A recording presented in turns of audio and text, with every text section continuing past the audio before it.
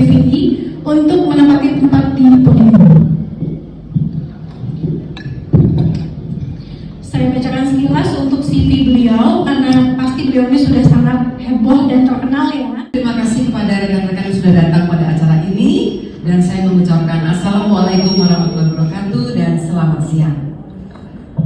Baiklah, saat ini saya berada di depan para hadirin semua, yaitu untuk membawakan materi tentang terobosan baru untuk bagaimana mengurangi lemak yang terdeposit. Tentunya ini dengan cara adipositosis dan juga ada lifting effect. Ini ada terobosannya yang mana akan menimbulkan hasil yang lebih permanen dan juga tidak nyeri, itu yang akan membedakannya. Baik, saya akan mulai dengan materinya. Nah, kita ketahui bahwa pada lemak yang benar-benar bandel, yang nggak bisa dengan pola makan, jaga pola makan, atau dengan olahraga. Dan penggunaan produk dengan lipolisis tentu kita menggunakan adalah produk yang sifatnya bukan. Dan kita ketahui sudah banyak produknya, yaitu baik usaha kosmetik ataupun dengan menggunakan injeksi lipolisis. Nah, keuntungannya, manfaatnya, injeksi ini tentu sudah jelas ya, adalah minimal invasif, sehingga tentunya akan lebih nyaman kepada pasien. Dan artinya tentu akan lebih cepat menghasilkan untuk membuang lemaknya. Demikian pula sangat efektif pada area yang sulit sekali dilakukan dengan diet ataupun dilakukan dengan olahraga ya. Dan tentu tidak menggunakan prosedur yang terlalu invasif. Ini adalah minimal invasif. Dan injeksi ini tentu obes.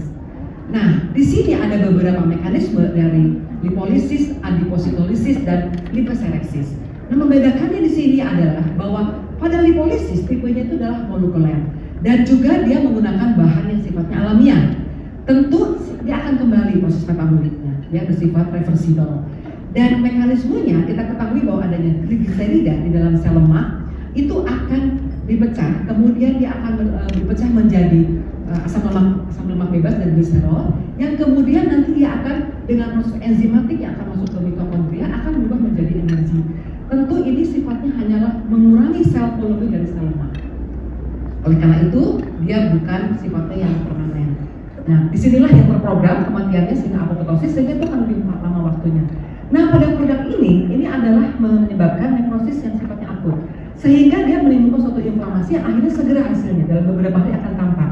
Tetapi kalau kita menggunakan alat seperti cryolipolisis atau laser, itu sifatnya apoptosis, jadi dia membutuhkan waktu untuk menimbulkan kematian jaringan atau program, sehingga prosesnya membutuhkan dari minggu dan bulan. Sedangkan ini dari hari sampai minggu.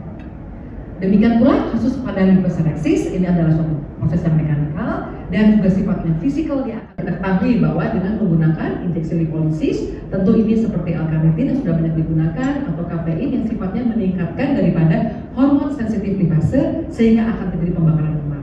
Sedangkan untuk proses adipositosis, dia ini tergantung, bisa non selektif, bisa selektif, merusak kepada sel lemaknya sehingga terjadi penghancuran. Dengan demikian dalam waktu beberapa hari dia akan menyebabkan khusus oleh sel makrofag. Ini produknya adalah dengan menggunakan PPC atau sifat apoptosis.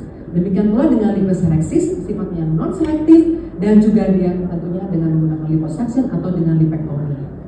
Nah, ini adalah prosesnya bagaimana liposis terjadi.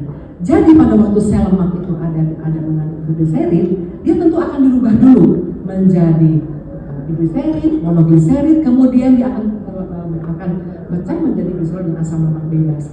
Nah, asam lemak bebas ini untuk masuk ke dalam mitokondria akan berubah menjadi energi, tentu dibutuhkan adalah L-carnitin. Jadi akan itu sebagai transporter, di mana dia akan membawa si fatty acid itu untuk mengalami proses siklik Ampere, kemudian siklus Krebs di situ akan menjadikan nanti hasil CoA dan akhirnya terjadilah suatu proses untuk energi atau ATP. Dan kalau untuk gliserol sendiri, dia akan nanti menjadi gula dengan proses gluconeogenesis. Nah, kalau untuk yang adipositosis tentunya akan terjadi destruksi daripada adiposit itu sendiri. Jadi pada waktu sudah disuntikan, dia akan terjadi gangguan daripada membran sel daripada lemaknya, tentu akan merubah daripada sel membrannya. Dan ini sudah mendapatkan approve dari FDA dan juga dari Kanada. Tentu ini sudah digunakan sebagai produk lipolisis injeksi yang sintetik sifatnya. Nah, ini penyuntikannya. Jadi pada saat disuntikan ke jaringan lemak, tentu dia akan masuk ke dalam subcutaneous fat dan di situ dia akan merusak daripada sel daripada adiposit, tentu menyebabkan destruksi dan menyebabkan krisis daripada sel lemak tersebut. Dan setelah itu dia akan merusak daripada sel membrannya sehingga dia akan mengeluarkan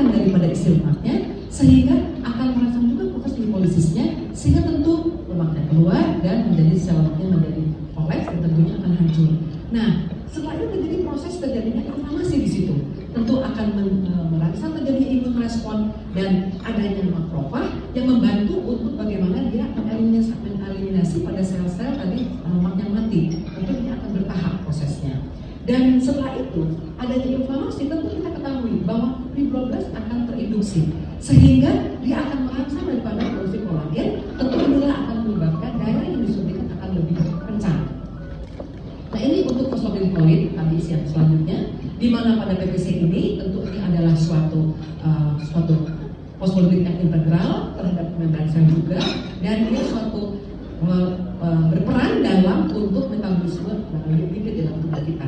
Dan ini kita dapat lihat di sini ya, dan pada waktu dulu ya, si asam lemak itu tidak bisa setelah dipecah, dia tidak bisa begitu saja masuk ke mitokondria, tetapi harus ada transporternya, itu dengan L-karnitin, karena L-karnitin itu berperan dalam berbagai metabolisme di tubuh. Dan juga L-karnitin sendiri sebetulnya disintesis di tubuh, yaitu berupa dari metionin, lisin, asam amino, ya. Dan tentu ini juga banyak ditemukan dari makanan, berupa dari daging merah dan juga dari produk-produk dairy. Jadi dapat dikatakan bahwa L-karnitin sendiri adalah suatu metabolit yang nantinya pun akan dibuang itu khusus utama melalui ginjal.